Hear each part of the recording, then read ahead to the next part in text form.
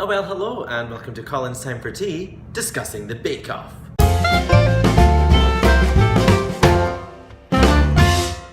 My tea this week is Kung Flu Fighting from Bird and Blend. It's got like aniseed and mint and some other stuff in it. It's really nice.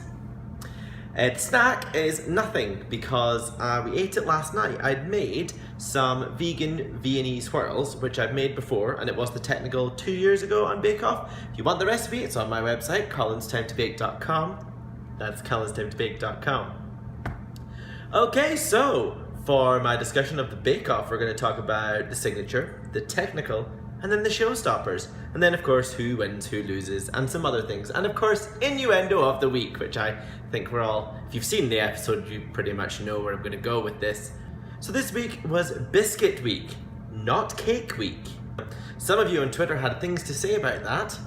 And I pretty much agree. It was always cake first, which actually worked out for me because I don't actually have like cake tins and stuff because everything's still arriving. So it's almost as if they did it for me, and I will happily take that as what actually happened. Up first was the signature challenge, which was getting them to make a biscuit that represented them and a place that they're from in the UK.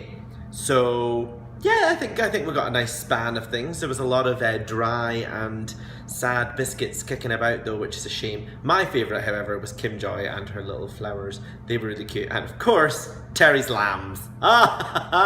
At the viewing party that we had last night, Terry was a fan favourite with everybody. Everyone loves Terry because when he was on the horse and it wouldn't move. A lot of nice flavours going on there. So yeah, I think the signature challenge was a great way to start, get to know the bakers just a little bit more.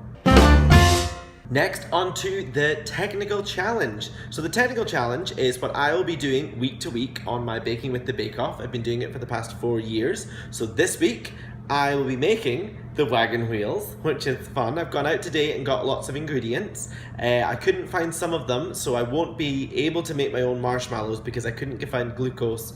But we'll figure that out. I just bought marshmallow fluff, and I'm sure you guys will forgive me for that. I know it's a technical challenge, but sometimes you just have to just calm down, okay? So we've done a sweepstakes, and the two that I have are Luke, aka DJ Ginger Nut is what we've called him, because of the ginger biscuits that he made and the fact that he's a DJ, and Anthony. So those are the two that I have in my sweepstakes, so fingers crossed those guys do really well. Unfortunately, in the technical challenge, Anthony was on the bottom and Luke was somewhere near the bottom as well, so it wasn't looking good halfway through that first episode. I did get spoiled a little bit about who was going on Twitter, so I knew that at least my two were safe. If you guys want any tips and tricks on how to make a wagon wheel, Britt Wyatt had actually made a giant one years ago, and then she was in the Daily Express giving tips and tricks on how to make a successful wagon wheel. So I'll be following those as well as hoping that I can do this here. Last week were my first attempt at baking over in the US because I've moved, by the way, for those who are not frequently following my channel, I've moved from the UK to the US about 2-3 weeks ago. So I'm struggling to find certain ingredients that I just know by sight and trying to find new brands that are helpful for things. Namely sugar. Sugar was the thing I was struggling with last week because I couldn't find castor sugar. I've since found out that granulated sugar works just as well. So that's exciting. I could have saved a lot of money in the UK by doing that, but it's okay because I can save it here. It's all good. Back to wagon wheels. So of course the top was Ruby, well done. Then Bryony, who I adore. We've done her Carly Rae Jepsen's cousin from the UK because she just looks like Carly Rae Jepsen in my eyes. I don't know why. I think it's the hair. She's got very adorable hair. I think it was nice to see how everyone's strengths are in biscuits and wagon wheels. I think the main thing that people struggled with was getting the proportions right and getting the chocolate to melt. So not to melt, to go hard. Oh, there's people on the roof. Okay, I'm just giving 2 seconds, guys. Look, hello people. I don't know what they're doing. So last night there was a huge thunderstorm and it was lightning everywhere. It was really cool, and it actually hit that building just there. But so that was exciting. It probably hit the building I'm in too, because that's what lightning does, likes to just land on stuff. Anyway, back to Bake Off. final challenge was the showstopper.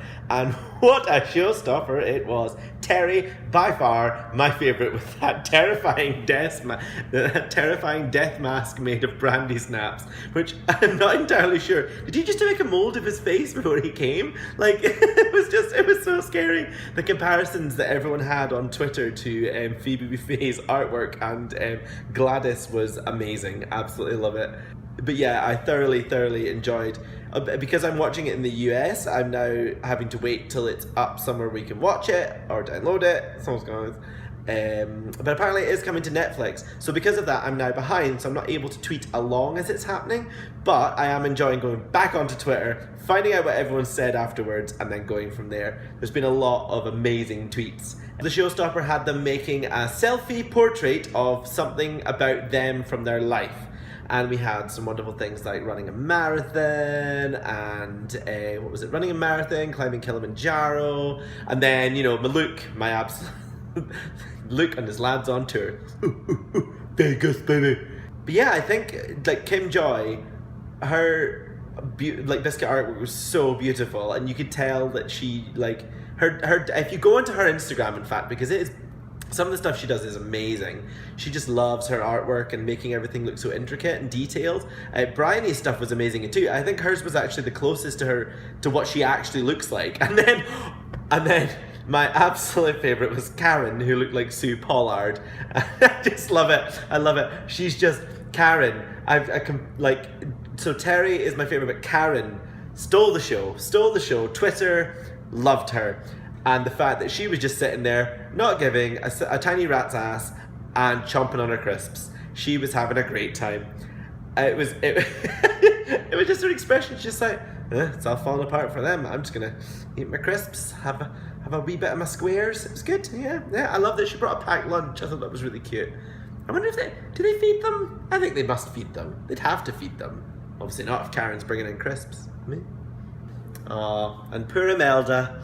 She had a lovely day at the beach, and then Paul. It was when they obviously Paul took her and cut her head off. That was a bit intense, and then she when they went back into the tent to discuss, like later on, discussing who was going to be the tops and the bottoms and the star baker and things, and then they sort of panned over to Imelda's thing, but because he'd taken her face off, everyone else had a lovely picture of their face biscuits, and she just had grass. Oh, if there was ever foreshadowing, it was that. So poor Imelda, bless her, she did all right, but she didn't do enough to stay. So that's that. Sorry. See you later. And then there was the star baker, Manon, the French girl who now lives in the UK, and she stole the show. There was a bit of a kick-off on Twitter from the xenophobic people out there who don't seem to understand that it's just a baking show. Calm down, for goodness sake. Yeah, I think she deserved to win. Her artwork was beautiful, her biscuit was nice, she did well consistently throughout. So yeah, well deserved. That's what Star Baker is, the person who does the best out of that week. So for all you people who are dissing her just because she's French, you're xenophobic, shut up, get over it, and let's just watch the show. Thank you. And now on to Innuendo of the Week, which I think goes... So I think Innuendo of the Week has to go to Dan and his penis prawn. Oh, it's a shame because he'd done so well. It looked really cool actually. It was kind of like one of those like the Snapchat filters, like the whatever they're called. Oh god, I'm so old, I can't remember what it's called. But yeah, so it looked like that with his baby in his arms. Although, you know, we were thinking he's got 2 kids, so why has he only got one in his arms? Clearly that one's the favourite. Yeah. Don't tell the other, but that one's the favourite. So that's it for me discussing Bake Off this week and Biscuit Week. I will be attempting the wagon meals and post that video very, very soon. Until then, I will see you next week. We'll be discussing Cake Week, where it should have been first, but is now second. So we'll see what's going on with that. Wonder what they're going to make. What do you think? What do you think of this week's Bake Off episode? Have you watched it? Have you not watched it? Do you like Bake Off? If not, why are you here? Yeah, just let me know if you think that the Star Baker was deserved, if the person on the bottom was deserved, and any other funny things that I may have missed in today's episode. My name is Colin. This is Colin's Time for Tea. Thank you very much. I'll see you soon.